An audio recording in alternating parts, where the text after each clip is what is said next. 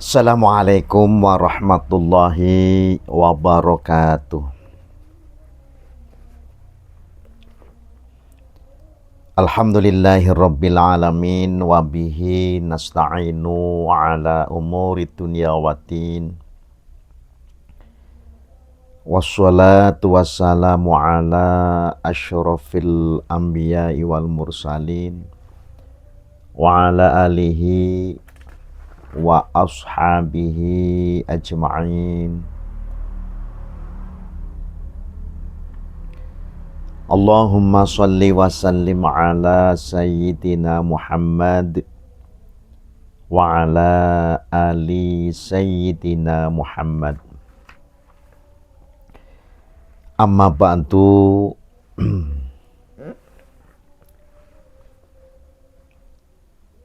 Bapak Ibu hadirin jamaah rahimakumullah.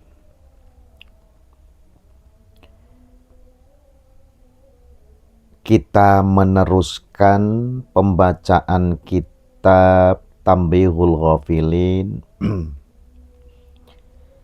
Masih membahas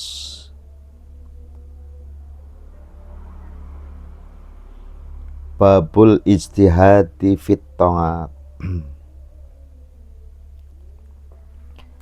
Bismillahirrahmanirrahim. Qalal musannifu rahimahullahu ta'ala wa nafa'ana bihi wa bi'ulumina fid dharaini amin ya rabbal alamin.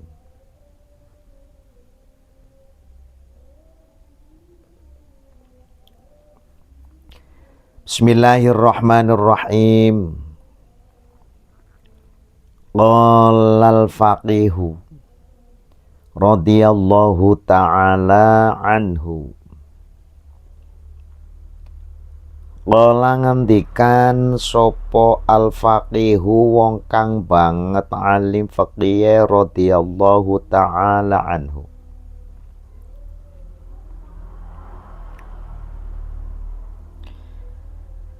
Al-mubadiratu utawi age-age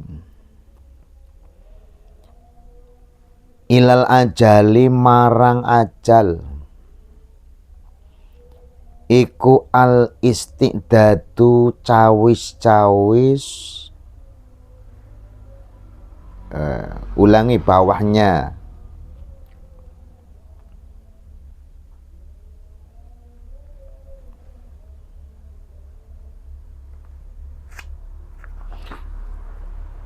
Bismillahirrahmanirrahim, bawahnya lewat.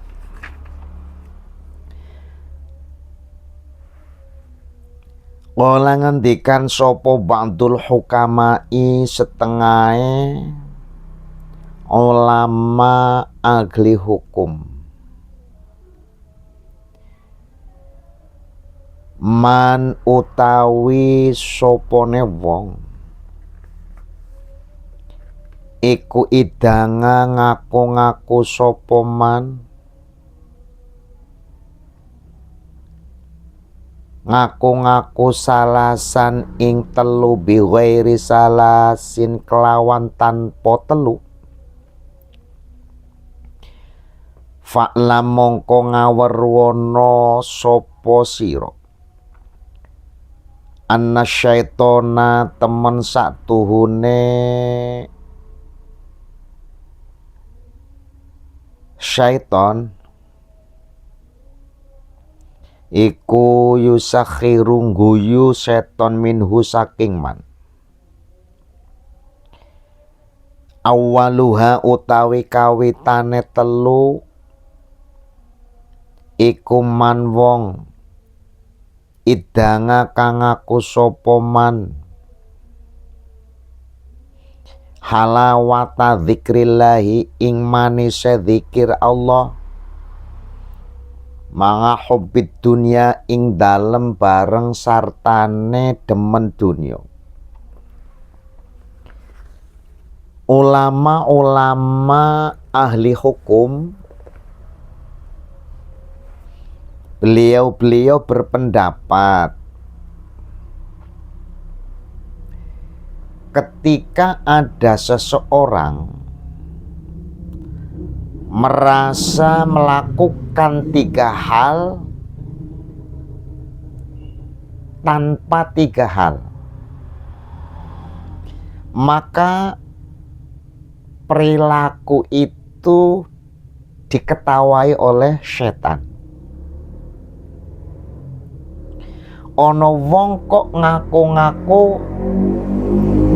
nglakoni 3 perkara, nanging 3 perkara iki yo ora dilakoni.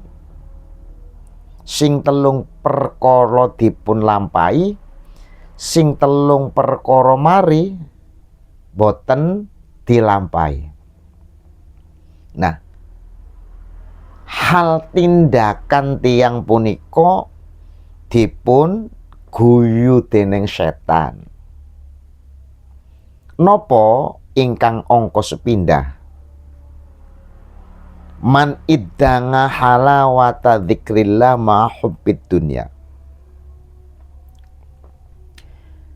Ketika ada seseorang mengaku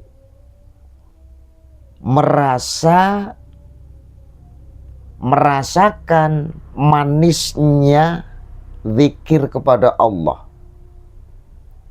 dalam dirinya, dia merasakan nikmat ketika zikir kepada Allah Subhanahu wa ta'ala.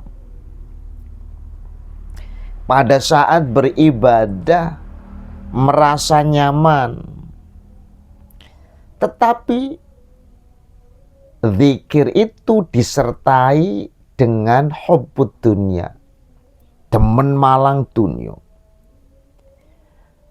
Demene niki sing temenanan demen, ya tukang zikir, ya tukang nglakoni ibadah dateng Allah Subhanahu wa ta'ala. Tapi demen dunyane niki yo temenanan. Magane kelas kulo awak kulo panjenengan yo ngaten. Zikire waktune zamane niku setitik. Ketika berzikir, ketika melakukan ibadah kepada Allah, waktunya itu sedikit. Tetapi pada saat mencari dunia, menuruti hawa nafsu, berjam-jam itu kuat. Hadir di majlisul ilmi, mendengarkan pengajian, 1 jam itu rasanya kayak 10 jam. Kayaknya ini enggak selesai-selesai. Tetapi panjenengan duduk manis, tidur-tiduran, nongkrong beserta teman-teman, mainan HP berjam-jam, rasanya itu betah, rasanya itu kuat. Maka kembali lagi, ketika ada seseorang kok mengaku ahli zikir dan merasa manisnya di dalam zikir itu, manisnya itu yang merasa nyaman, merasa tenang. Tetapi ketika di luar zikir itu masih dalam hatinya tertanam cinta dunia. Nah, perilaku yang seperti itu masih diketawai oleh setan. Menjadi apa ya? Dados guyonane setan, diguyunang setan. Masya Allah. Wasani utawi kaping pindhone iku man sopone wong idanga kang aku sapa wong ridho kholikihi ing ridone zat kang dadekaken man min ghairi sukhti nafsihi saking tanpa bendu awak dheweke wong. Min ghairi sukhti nafsihi saking tanpa bendu nafsune wong, awak dheweke wong. Yang kedua, ketika ada seseorang mengaku menerima dengan apa yang telah diberikan oleh Allah, mengaku lisannya itu mengucapkan alhamdulillah dengan apa yang didapat. Sakit yo alhamdulillah, dikasih rezeki sedikit banyaknya tetap alhamdulillah, ridho. Tetapi di dalam keridaannya itu tidak disertai, tidak dibarengi adanya rasa benci terhadap dirinya. Nah, niki perbuatan atau pengakuan yang seperti ini juga diketawakan oleh setan.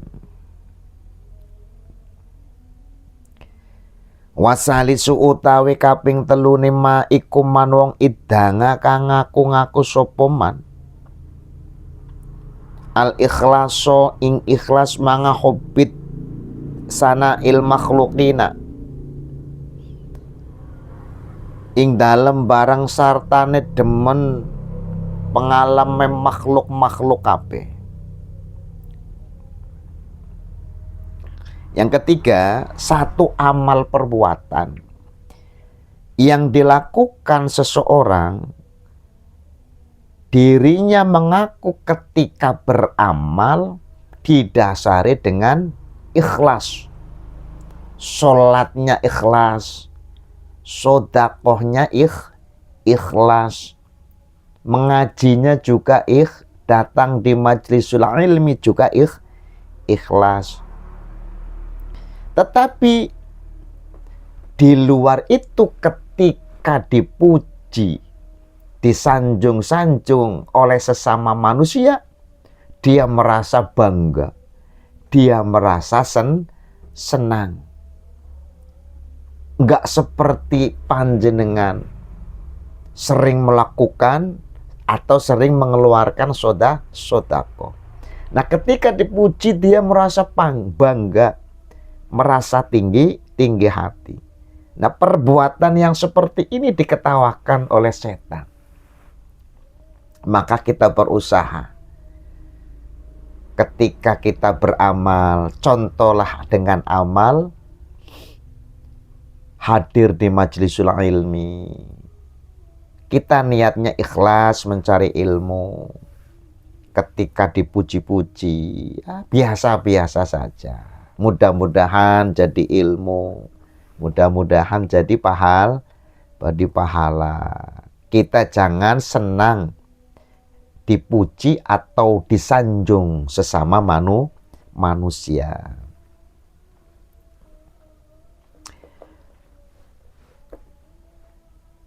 Wangan abi nadrot cinarito soko abi nadrah. Qala dawu sopo abi nadroh. Arbangun utawi papat ikuman utawi sopone wong iku kunna ono sopo arbangah ono iku fihi ing dalem man. Falam yazdad mongko ora tambah-tambah sapa man bihina kelawan arbanga khairon ing bagus. Fadzaka mongko utawi mengkono ziyadah tambah-tambah iku alladzi perkara lam ya taqabbal kang wis ora nrimo sapa Allahu Gusti Allah min amalihi man minhu saking man ngamalahu. Terkibnya seperti itu. Ulangi, lam yataqabbal ora nrimo sapa Allahu Gusti Allah minhu saking man ngamalahu ing ngamale man dzalika ya mengkono-mengkono amal. Abi Nadhra mengatakan ada 4 hal yang ketika 4 hal ini bersemayam pada diri seseorang, maka orang tersebut tidak akan bisa bertambah kebaikannya. Ono patang perkara. Nalika patang perkara niki enten pada salah satu diri seseorang, maka 4 hal ini bisa menyebabkan kebaikan seseorang itu tidak bisa bertambah.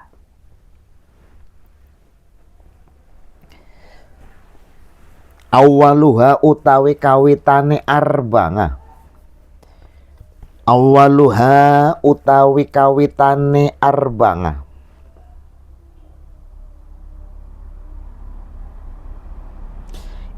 Ikuman wong goza kang perang sopoman. Sumarojanga mongko nuli bali sopoman.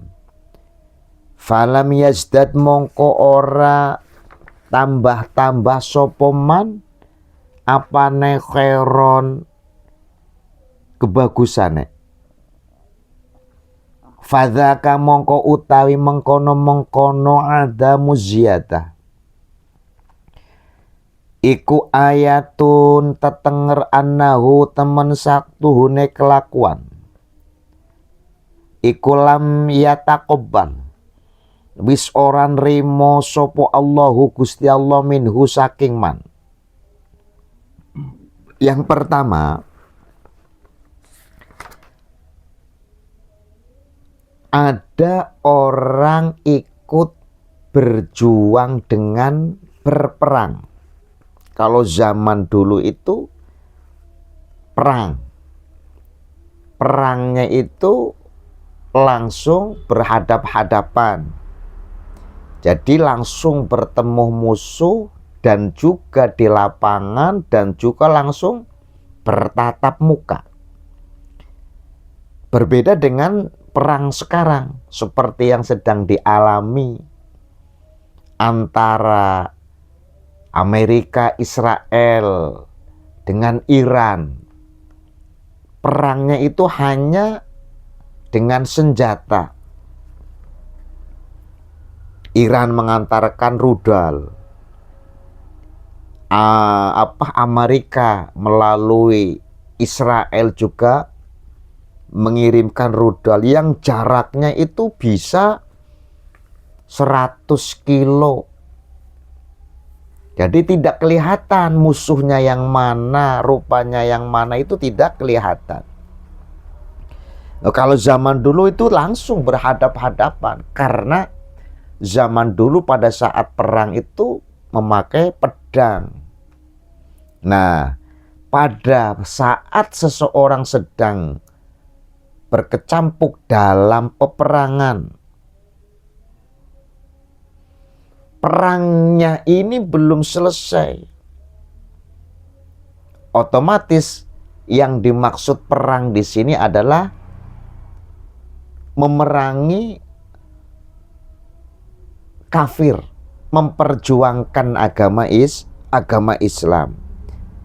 Pada saat perang, tiba-tiba terus timbul di dalam hati benak ingin pulang, pergi dari tempat peperangan, karena mungkin takut matilah yang namanya peperangan. Terpikir istri di rumah, anak banyak, sehingga dia membelot. Pergilah, keluarlah dari peperangan itu. Maka sikap orang yang seperti itu, kebaikannya tidak akan tambah. Nah, ini tanda-tanda orang itu kebaikannya tidak diterima oleh Allah Subhanahu wa ta'ala. Waman utawi sopone wong iku somalamun puasa sapa wong syahra ramadhana ing bulan Ramadan, walam yazdad lan ora tambah-tambah apane khairon kebagusane, fadzaka mongko utahi mengkono-mengkono lam yazdad iku ayatun tetenger.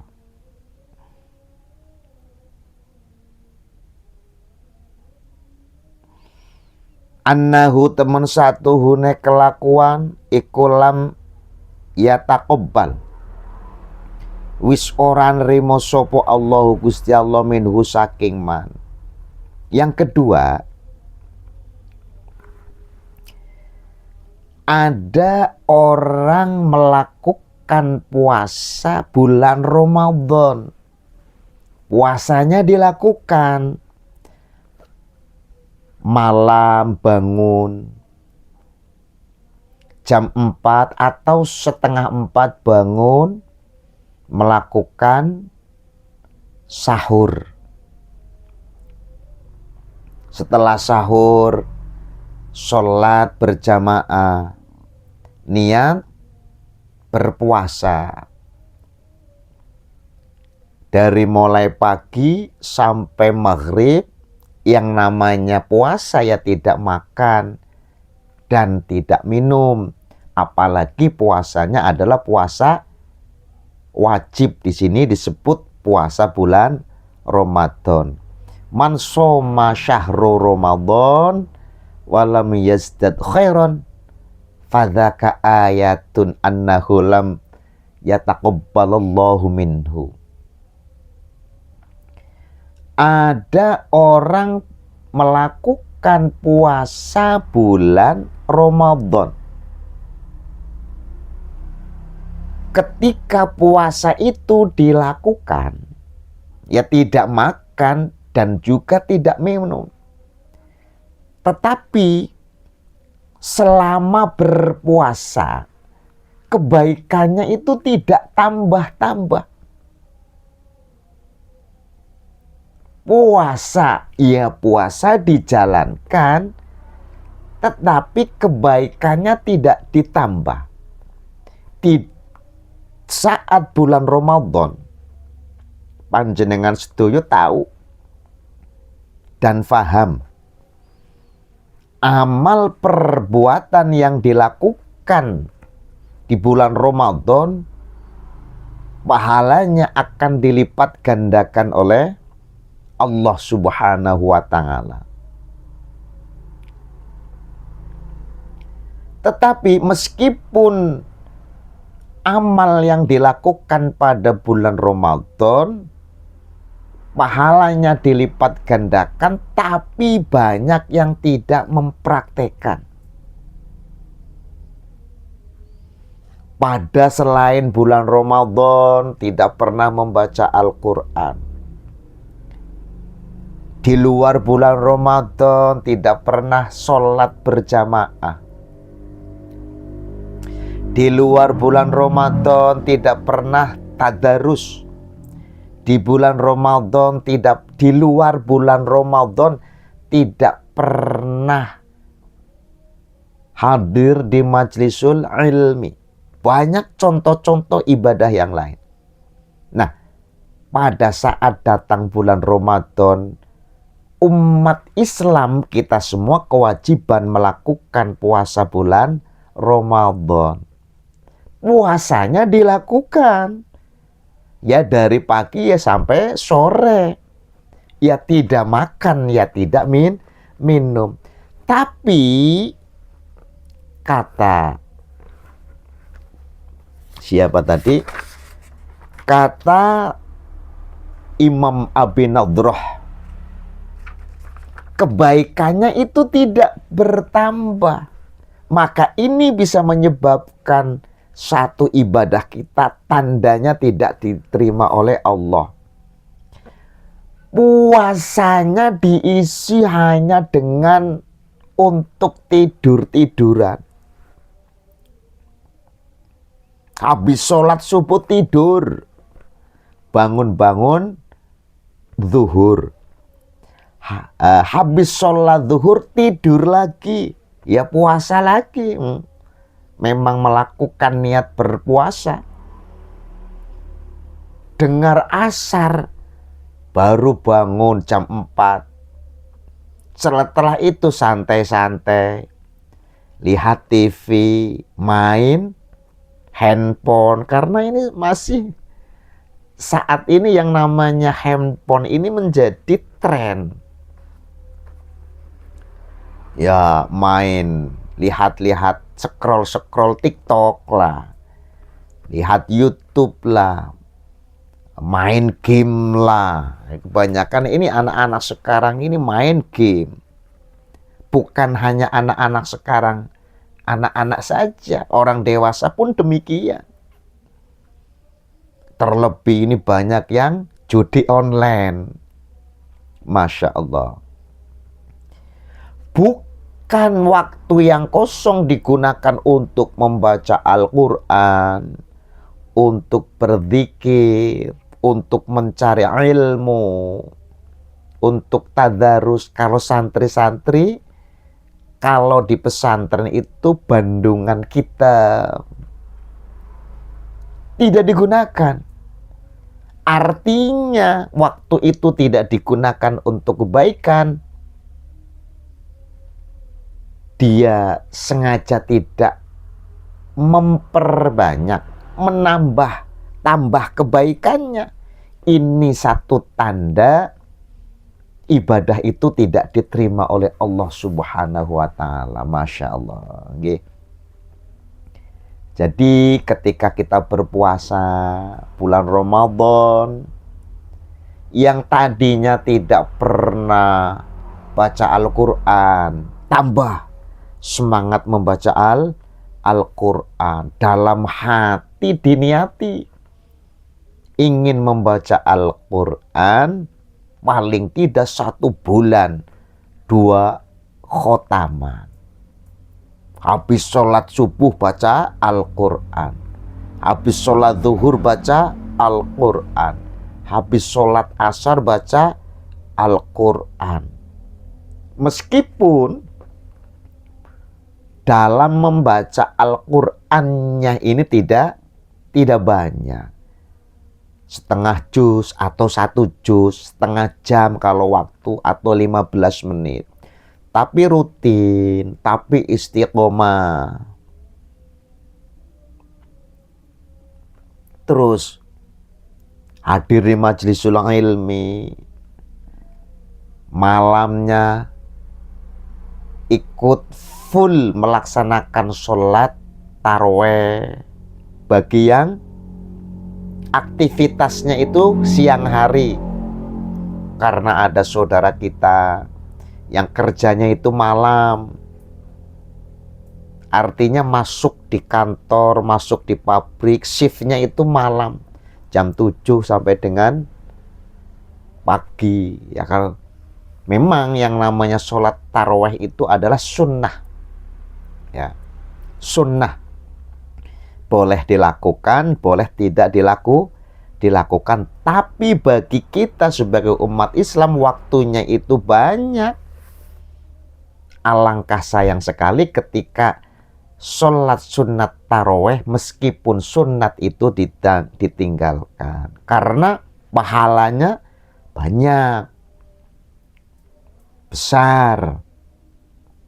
Ini ketika taraweh dilakukan, baca Al-Quran dilakukan, terus hadir di majlisul ilmiah dilakukan, berarti amal kebaikannya bertambah. Ini satu tanda amalnya itu diterima oleh Allah Subhanahu wa Ta'ala. Tetapi meskipun kok puasa amal kebaikannya itu tidak ditambah, tidak dilakukan, tidak berusaha untuk melakukan dan mengamalkan, ini merupakan tanda ibadah kita itu tidak diterima oleh Allah Subhanahu wa Ta'ala.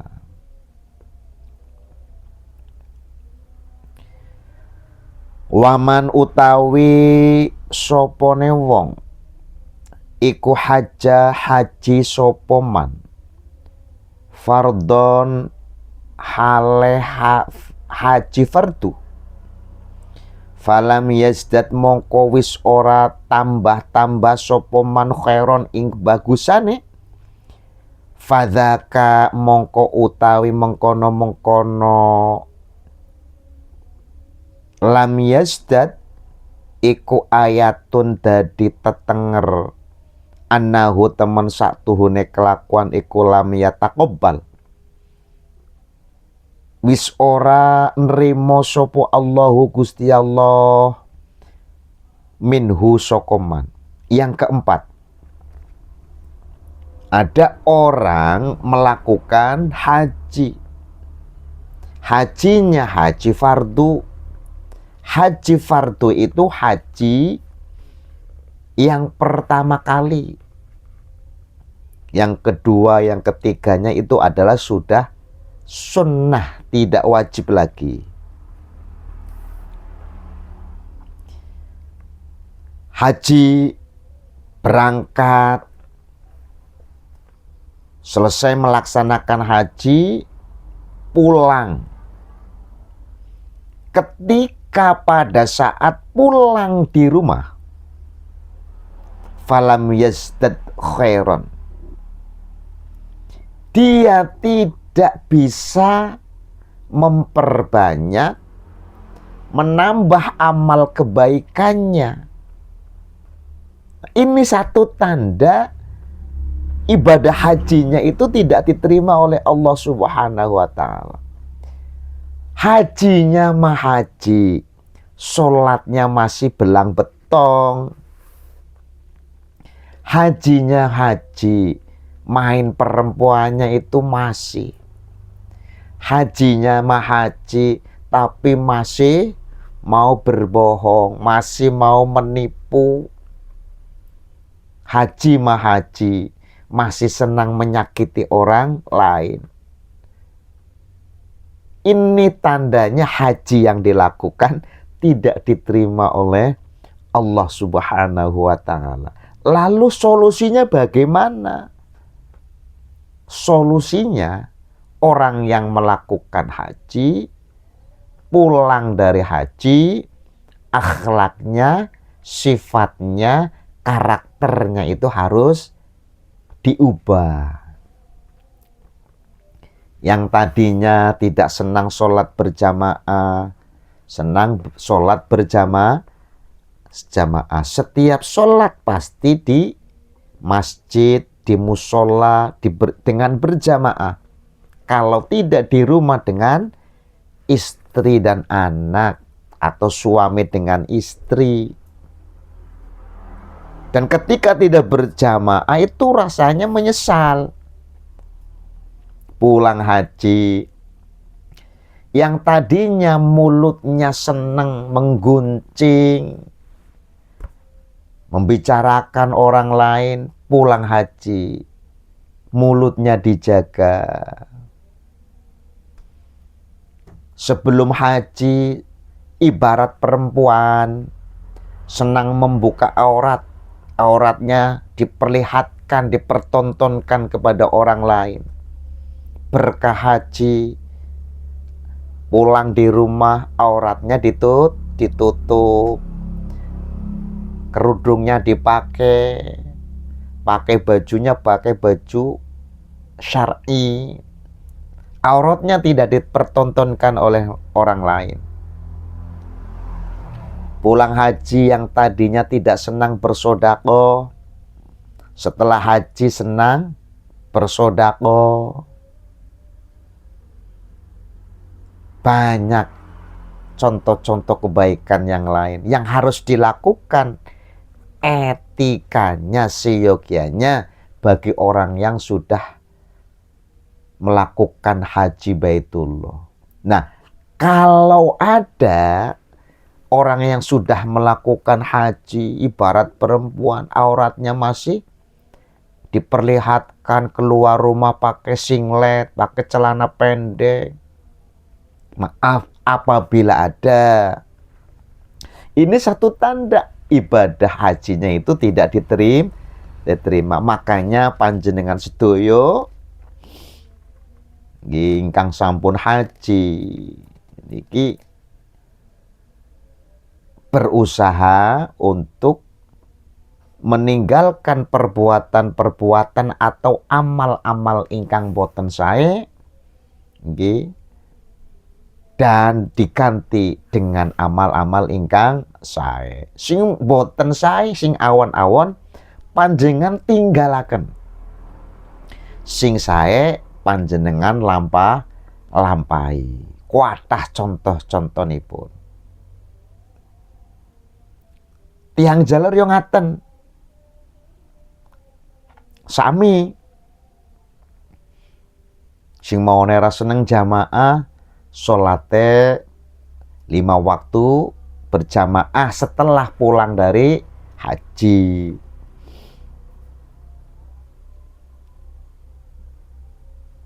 Waktu belum haji sholatnya masih belang betong, pulang dari haji sholatnya dilakukan, 5 waktu tidak ditinggalkan. Yang sebelum haji mulutnya sok ngomong, bicara yang tidak baik, sembarangan, kata-katanya sering menyakiti orang lain, setelah haji dijaga. Berbicara ketika mengeluarkan ucapan kata-kata yang keluar adalah yang bermanfaat dan yang berfaedah. Sebelum haji sering menyakiti orang lain, pulang dari haji ditahan. Jangan sering menyakiti orang lain. Ini makanya panjenengan sedoyo sebelum berangkat sekarang, panjenengan di antara panjenengan ada yang sudah daftar haji. Nah, sebelum kita berangkat haji, pelajari dulu ilmu-ilmunya haji. Bukan hanya ilmunya haji saja, tapi senang hadir di majlisul ilmi sehingga tahu apa perbuatan yang harus dilakukan ketika setelah pulang dari haji. Jadi harus ada perubahan. Jangan sama. Sebelum haji yo nopo jenengane berkeyang merkedeweng nggih. Pulang dari haji masih tetap merkedeweng. Nah, ini satu tanda ibadah haji yang dilakukan itu tidak diterima oleh Allah Subhanahu. Ya kan sayang. Haji sekarang menunggunya itu 20 sampai dengan 25 tahun. Kalau pas nasibnya baik itu bisa 10 tahun. Terus memerlukan biaya haji sekarang itu sekitar 65-an juta. Bukan uang sedikit. Sudah ongkosnya banyak, waktunya menunggu lama.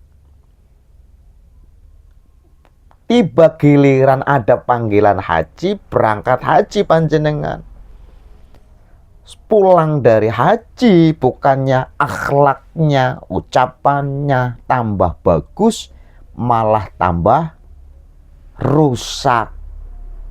Ya ini sayang. Ongkosnya banyak, waktunya lama, tapi sia-sia. Maka setelah pulang haji seharusnya segalanya harus berubah.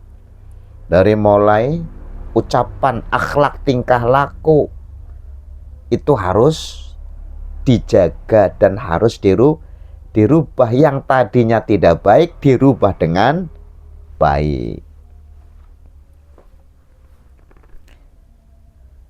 Itu yang ketiga.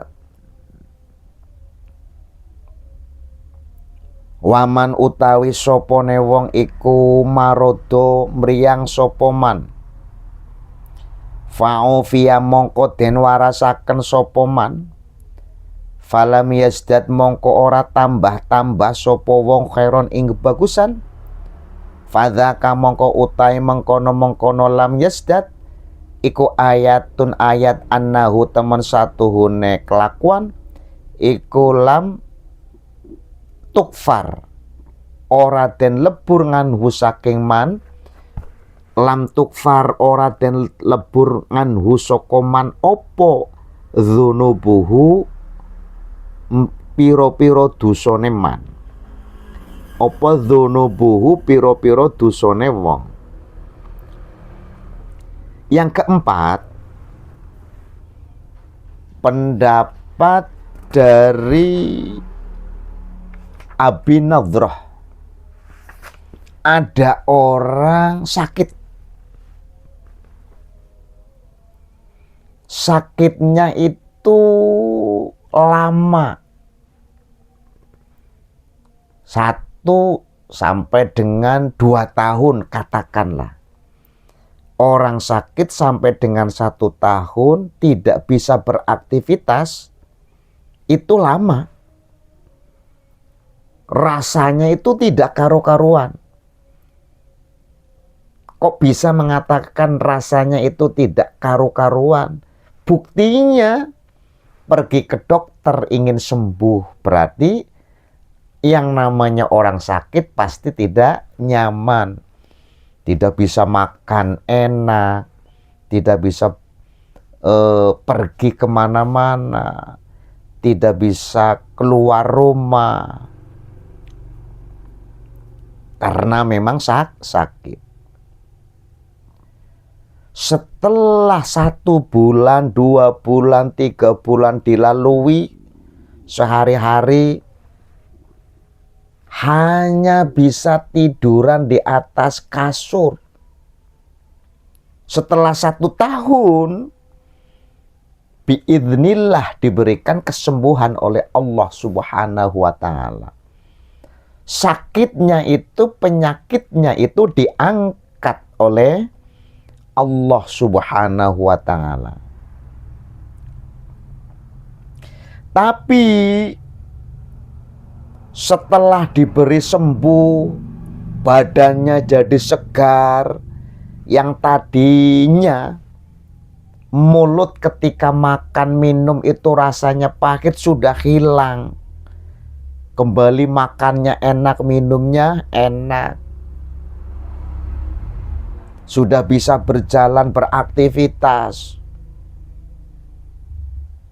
Tetapi kesehatan yang diberikan Allah, sakit yang disembuhkan oleh Allah Subhanahu wa Ta'ala, setelah sembuh badannya sehat, tambah kuat, bisa melakukan aktivitas, tetapi bukan kesehatan yang diberikan Allah itu lalu digunakan untuk melakukan kebaikan. Pada waktu sakit, mulutnya, cangkemnya itu selalu mengucapkan istighfar. Astaghfirullahaladzim, ya Allah. Kenapa sakitku kok belum panjenengan sembuhkan ya Allah? Mbok yo sembuhkan. Badannya panas, tidak karu-karuan, stroke, tidak bisa berjalan, hanya bisa tidur-tiduran, dan tidur-tiduran selama bertahun-tahun itu tidak nyaman. Tidak bisa melihat keindahan dunia. Orang lain jalan-jalan, orang lain liburan, tidak bisa liburan, pergi karena sakit stroke misalkan. Dan itu dialami bertahun-tahun.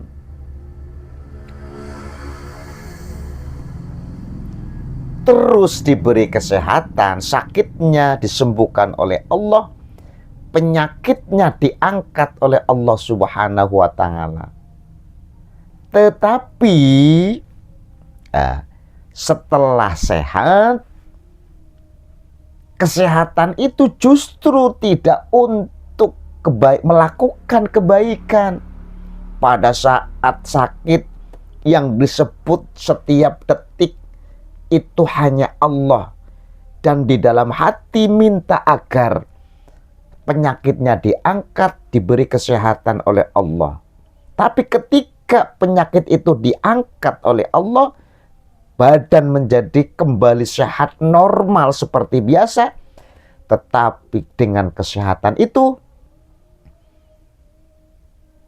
justru malah digunakan untuk tidak melakukan kebaikan, tetapi melakukan maksiat kepada Allah.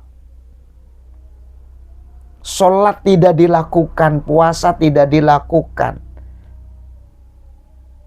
bersedekah tidak dilakukan, membaca Al-Quran tidak dilakukan, berbuat baik kepada orang tidak dilakukan, menolong orang juga tidak dilakukan. Tapi sebaliknya gemar melakukan maksiat kepada Allah Subhanahu wa Ta'ala. Kata Imam Abi Nadhrah,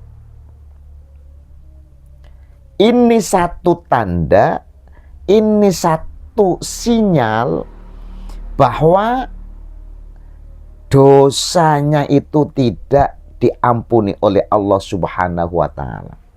Karena Allah itu mengangkat dosa-dosanya seseorang melalui dengan sakit. Allah membersihkan dosa seseorang itu lewat dengan diberi cobaan, yaitu sakit. Maka penting sekali kita mengkaji sebuah ilmu, agar ketika kita menghadapi segala ujian dari Allah, dihadapi dengan ilmiah. Ketika kita menghadapi segala apa yang dialami oleh kita dengan ilmiah, hasilnya itu nanti akan baik, mendapatkan pahala. Dan ketika saat musibah itu dirasakan, meskipun musibahnya itu tidak senang, dirasa dalam hati, tapi tetap merasakan syukur kepada Allah Subhanahu wa Ta'ala.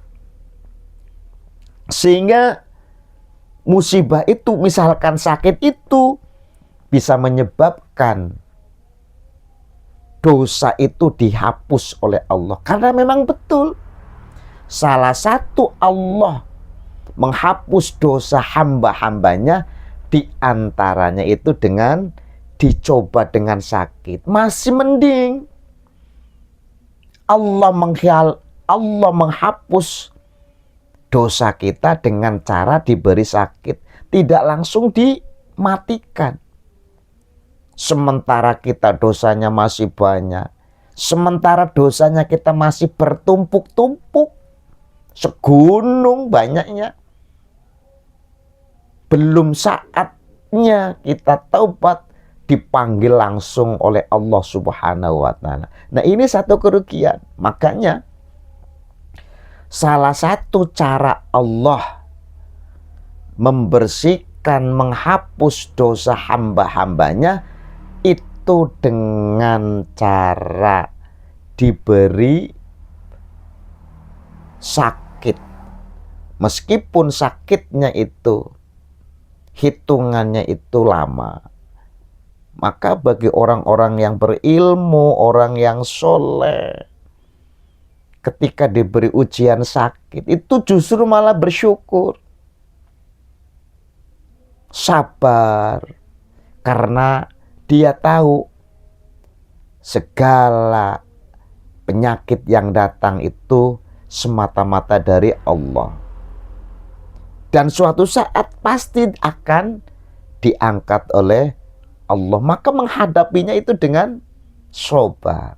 Nah, ketika menghadapi dengan sabar, terus ketika penyakit itu diangkat oleh Allah, sembuh, badannya sehat, jadi kuat, sehatnya badan ini digunakan untuk melakukan kebaikan. Yang tadinya tidak pernah sholat sebelum sakit karena sebab sakitnya lama, selama sakit berjanji, ya Allah, saya berjanji kalau sakit saya hilang, penyakit saya diangkat, yang tadinya saya tidak sholat, saya akan sholat, ya Allah. Ya Allah, dulu sebelum saya sakit, saya tidak pernah membaca Al-Quran. Saya berjanji, ya Allah, setelah sembuh, apabila diizinkan oleh Engkau disembuhkan, saya akan rajin membaca Al-Quran. Ya Allah, dulu sebelum sakit saya sering menyakiti orang. Saya berjanji setelah sembuh, saya akan senang menolong orang. Dan ini masih banyak kebaikan-kebaikan yang dilakukan. Nah, ketika sudah sembuh dipraktekkan. Pada saat sakit minta sembuh dan berjanji ingin berbuat baik, dan setelah sembuh dipraktekkan. Ini tandanya selama sakit Allah menghilangkan dosa-dosa yang dilakukan. Tetapi ketika selama sakit, ya, terus ingin bertobat, terus sakitnya itu disembuhkan oleh Allah, tapi pada kenyataannya bukan kebaikannya yang bertambah, tapi kejelekannya yang ditambah, maka ini tandanya sakit yang dialami selama bertahun-tahun itu tidak bisa sebagai penebus dosa yang dilakukan oleh Allah Subhanahu wa Ta'ala. Ya, dosa yang dilakukan oleh dirinya. Padahal dosanya bertumpuk-tumpuk. Banyak. Karena senang melakukan maksiat. Misalkan setelah sembuh kok tidak tambah kebaikannya, ini satu tanda nopo sakit yang dialami selama 1 tahun tidak bisa menjadi penebus dosa yang dilakukan. Dosa itu dihapus oleh Allah Subhanahu wa Ta'ala. Mulak nongge. Kapan kita kabeh dipun paringi sakit dening Allah? Karena kita tentunya manusia. Suatu saat pasti akan nopo naminipun dipun paringi sakit, bu kapan-kapan. Maka naliko sakit, hadapilah dengan sabar, dengan tawakal kepada Allah, minta segera disembuhkan. Kalau masih belum, sabar,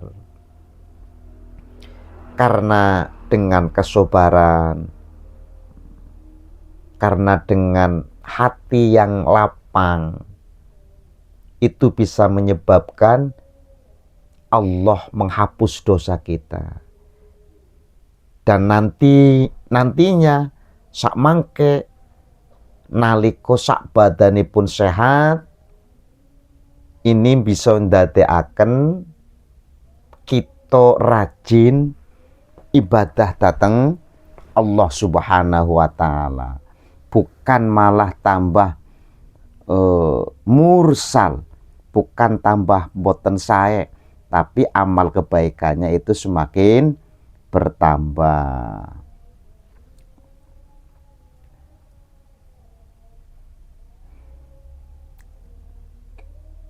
Bapak Ibu hadirin jamaah rahimakumullah, mudah-mudahan ini menjadi ilmu bagi kita semua dan bisa diamalkan bersama-sama dan menjadi nur, cahaya yang bisa menuntun terhadap kita semua.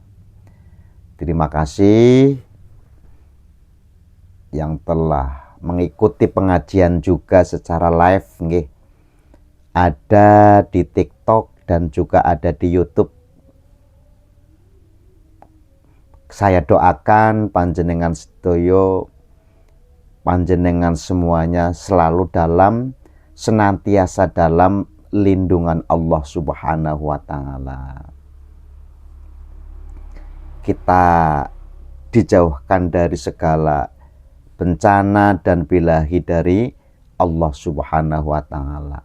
Yuk bareng-bareng kita perbaiki amal kita, akhlak kita, agar kita senantiasa menjadi orang yang diridhoi oleh Allah Subhanahu wa Ta'ala. Amin ya rabbal alamin.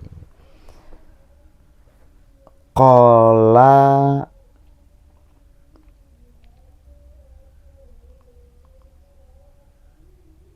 lil aqili arba'atu asya'a wallahu a'lam bishawab. Assalamualaikum warahmatullahi wabarakatuh.